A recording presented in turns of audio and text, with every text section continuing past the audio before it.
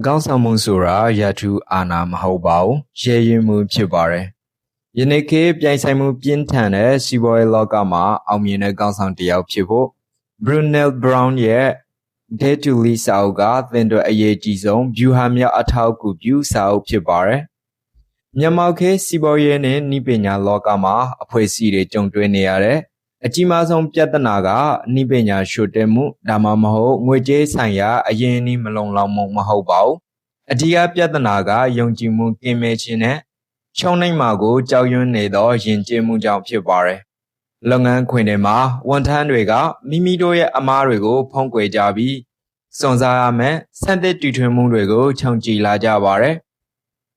Dipiatanago Pichimbo Duet, Sayes Yama, Brane Brown Ga, Tuya De Julie, Southema, Kaimare Tushicha Dugo, Yeda Tavare.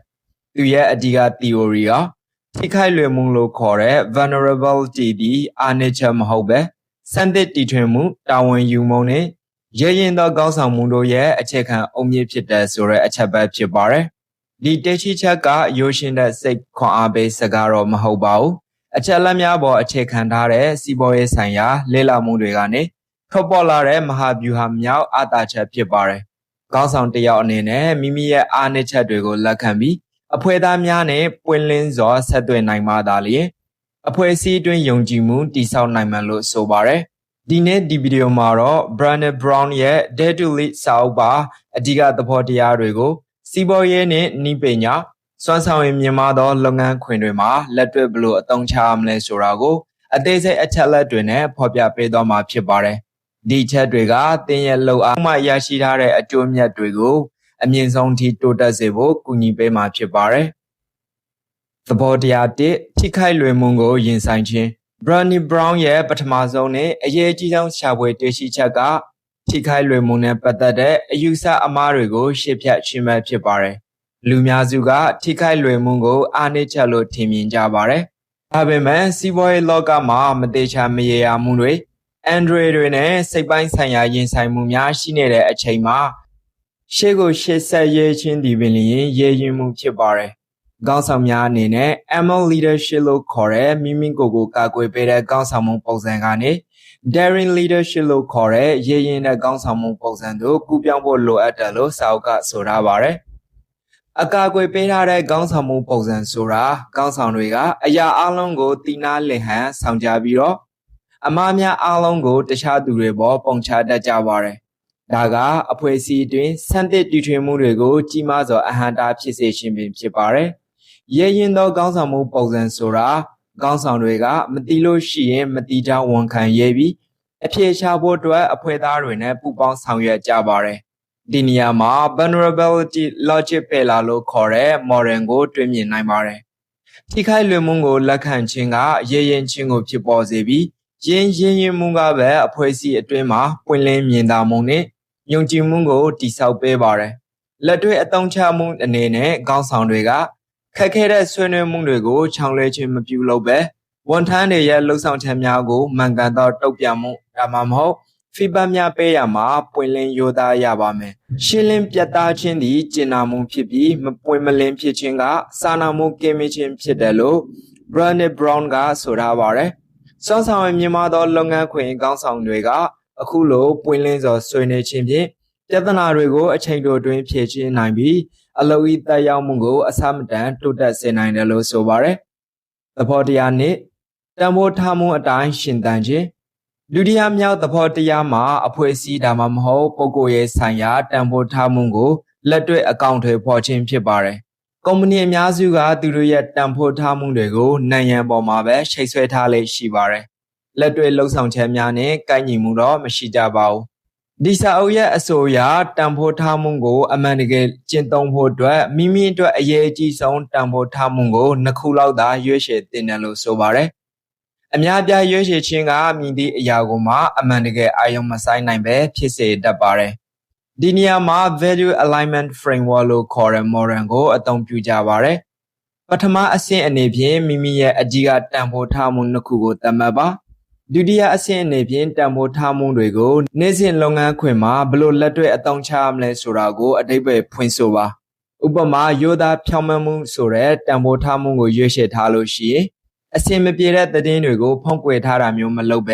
ဲအချိန်မီတင်ပြခြင်းကဒီတန်ဖိုးထားမှုကိုလက်တွေ့သုံးခြင်းပဲဖြစ်ပါတယ်။တတိယဆင့်အနေနဲ့အဖွဲ့ဝင်များကြားဒီတန်ဖိုးထားမှုနဲ့အညီလှုပ်ဆောင်မှုများရှိမရှိကိုအပြန်အလှန်စောင့်ကြည့်အကဲဖြတ်ကြရပါမယ်။ခေါင်းဆောင်တယောက်အနေနဲ့ဒီချက်ကိုလက်တွေ့အသုံးချတဲ့အခါ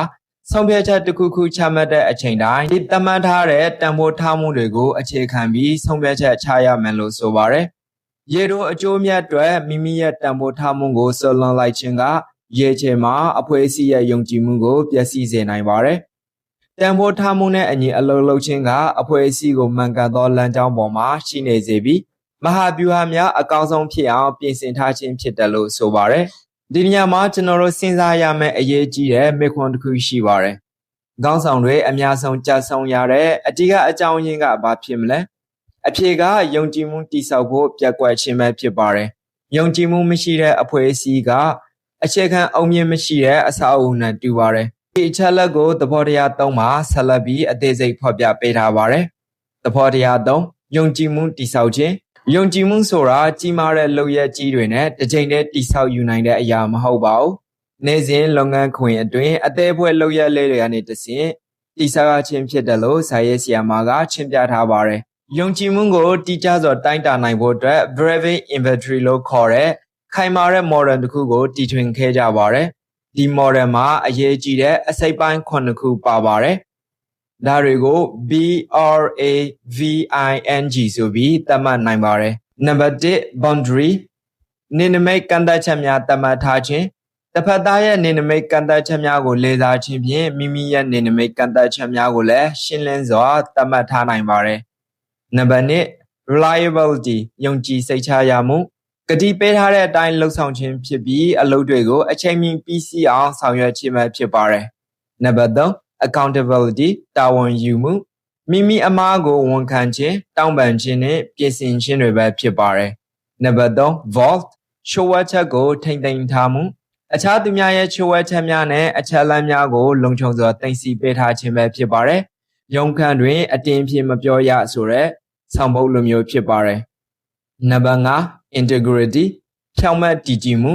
လွယ်ကူသောလမ်းကိုမရွေးဘဲမှန်ကန်သောလမ်းကိုရွေးချယ်ခြင်းပဲဖြစ်ပါတယ်။နံပါတ်6 non judgment ဝေဖန်ပိုင်းခြားမှုမရှိခြင်းအခြားသူတွေအကူအညီတောင်းလာတဲ့အခါဒါမှမဟုတ်အခက်အခဲဖြစ်နေတဲ့အခါအပြစ်မတင်ပဲကူညီခြင်းပဲဖြစ်ပါတယ်။နံပါတ်9 generosity သဘောထားကြီးမားမှုအခြားသူများရဲ့လုပ်ရက်တွေစကားတွေပေါ်အကောင်းမြင်စိတ်ဖြင့်အတိတ်ပဲကောက်ယူခြင်းပဲဖြစ်ပါတယ်။စီးပွားရေးကောင်းဆောင်တွေကဒီ BRAVING model ကိုအသုံးပြုပြီးသူတို့ရဲ့အဖွဲ့အစည်းအတွင်းယုံကြည်မှုအဆင့်အတန်းကိုစစ်ဆေးသွားနိုင်ပါတယ်။အဖွဲ့သားများအကြားပဋိပက္ခဖြစ်ပေါ်လာပါကဒီ9ချက်ထဲကဘယ်ချက်တွေကရှုံးရနေတယ်လဲဆိုတာကိုရှာဖွေဖော်ထုတ်ပြီးဖြေရှင်းရမှာဖြစ်တယ်လို့ဆိုပါတယ်။ယုံကြည်မှုတည်ဆောက်ခြင်းဆိုတာစီးပွားရေးလုပ်ငန်းတွေအတွက်အမြင့်မားဆုံးသောယင်းနှိမ့်မြုံနှံမှုအကျိုးအမြတ်ကိုပေးစွမ်းနိုင်သောစနစ်တစ်ခုဖြစ်ပါတယ်။သဘောတရား၄ကြာချုံမှုမှပြန်လည်ယုံထားခြင်